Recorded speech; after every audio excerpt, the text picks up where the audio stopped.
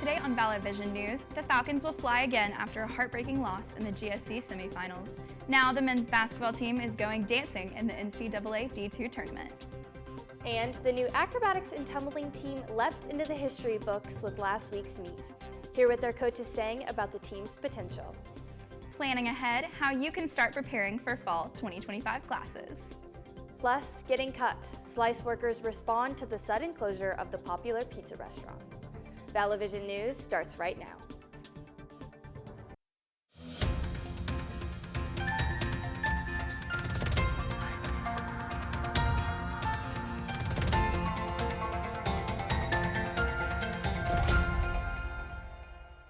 Hello and welcome to Vallo Vision News. I'm Elise Kidd. And I'm Cypress Wilkinson. Thanks so much for watching.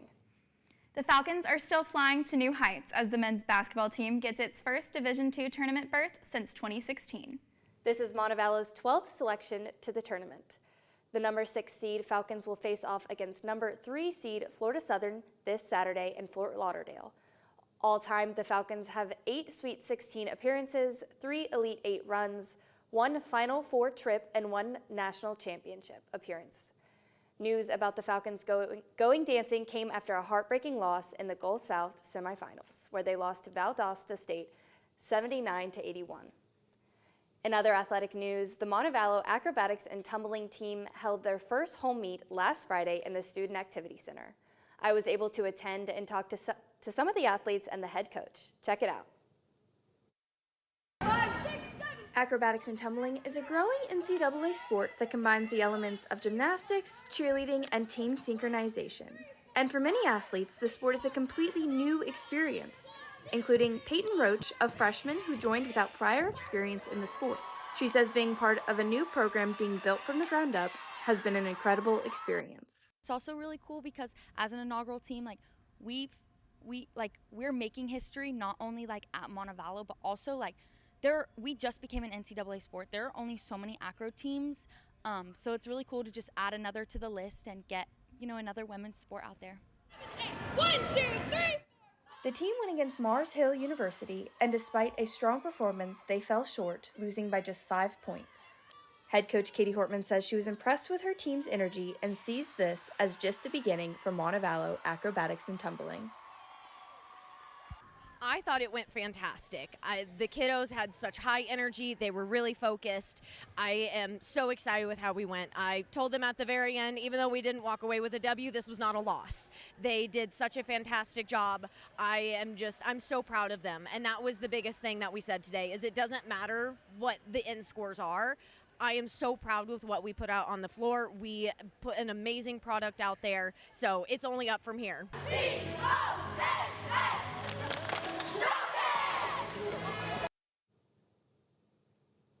The acrobatics and tumbling team will have their second home meet March 11th at 6 p.m. in the Student Activity Center when they host East Texas Baptist University. In other campus news, the fall 2025 class schedule is now online. You can look at all of the fall classes on Banner. Registration will open next month. And don't forget, the last day to withdraw from a class for this semester is this Wednesday, March 12th. You can either contact the registrar's office or withdraw online. Also happening this Wednesday, UM is hosting the 27th Annual Undergraduate Research Day. The presentations will start at 9 a.m. and run until 1:30 p.m. in Harmon Hall.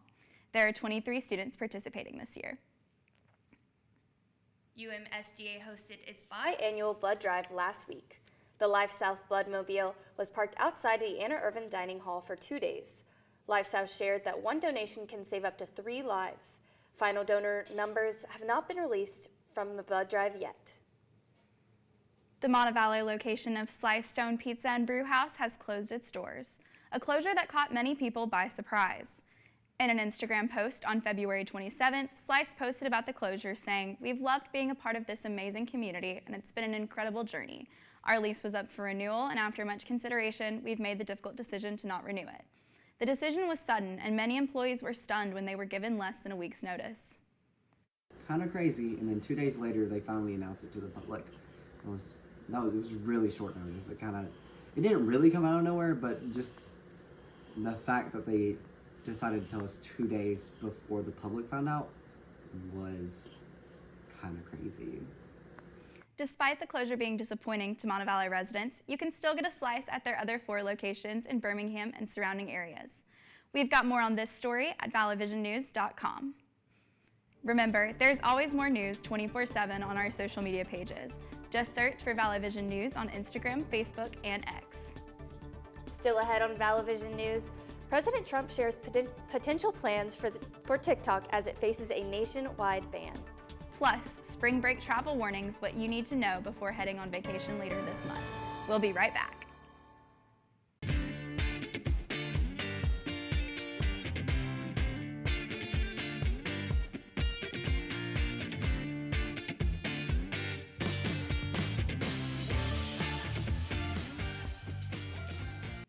Welcome back to Vallo Vision News. Civil rights leaders, politicians, and other marchers gathered in Selma on Sunday to mark the 60th anniversary of Bloody Sunday.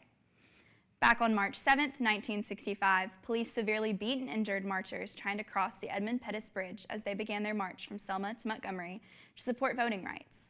Thousands gathered this past weekend to march across the bridge again and take part in history. We almost can feel like that we was here on that day. You can feel that energy. I'd never been here before and I always wanted to come. So since it was 60 years. I've been coming to this march probably 15, 20 years. I'm excited to be here. The 1965 march and other efforts led then President Lyndon B. Johnson to sign the Voting Rights Act into law. Spring break is kicking into high gear this month, but experts and officials are warning about potential issues with both travel and safety. Brian Abel reports on what you need to know before you book your spring break getaway. Spring break travel expected to break records again. We are seeing that travelers are flocking to warmer destinations. AAA says 3 of the top 4 destinations in the U.S. are in Florida, including Fort Lauderdale and Miami. If you plan on hitting the beach there, local leaders have a message for you. Worst spring break ever. Let's go, let's go. In a PSA satirizing reality TV shows the city of Miami Beach, warning potential spring break revelers of restrictions and enforcement actions that may damper your plans. How you guys doing? What's going on? You're drinking in public, that's not allowed. The speaker, that's not allowed. Rule after rule after rule. Expensive parking, curfews, DUI checkpoints, and a heavy police presence are highlighted. It's part of a larger crackdown following the chaos of recent years, including stampedes and 2 deadly shootings in 2023. Further north, the Volusia County Sheriff doubling down on the message for high schoolers heading to popular county beaches like Daytona or New Smyrna. If they think we're playing here, we're not. We really don't want you here. I'm going to be honest with you. Nobody wants you here. There's also warnings for international travelers heading to popular destinations like Mexico. The State Department giving a level 3 travel advisory telling Americans to reconsider travel, with the U.S. Embassy in Mexico saying, because of crime, exercise caution in popular areas like Cancun, Playa del Carmen, and Tulum. In Washington, Brian Abel reporting. UM's spring break is March 24th through the 28th. So Elise, what are your spring break plans? I might go down to Gulf Shores to potentially job hunt since, senior year. Gotta kind of start to rev up for that. Yes. But if not, probably working. What about you? Well, I'm actually going up to New York to visit some grad schools. Exciting. That's really exciting. Yeah, I'm so excited about it. Well, I think we both got good spring break plans to get us through the week.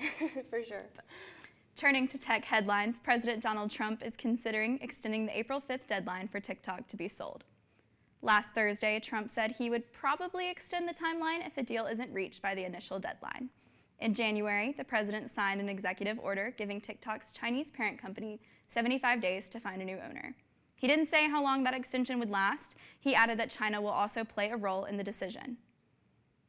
Last April, President Biden signed a law requiring the app to be sold or face a U.S. ban. Law enforcement officials and the lawmakers who backed the bill argued that TikTok poses a national security threat. YouTube has reached a milestone moment. The streaming service that has everything from videos of cats playing the keyboard to clips from classic TV shows turns 20 years old in 2025. Officials say YouTube reaches people in more than 100 countries and dozens of languages. For 2 consecutive years, Nielsen has ranked YouTube as the top streaming platform in watch time with more than 1 billion hours worth of content seen on a daily basis. Remember, there's always more news from our team of reporters on our website, vallovisionnews.com. That's all the time we have for today's show. Thanks for watching, and be sure to tune in to Vallo Vision News again on Wednesday.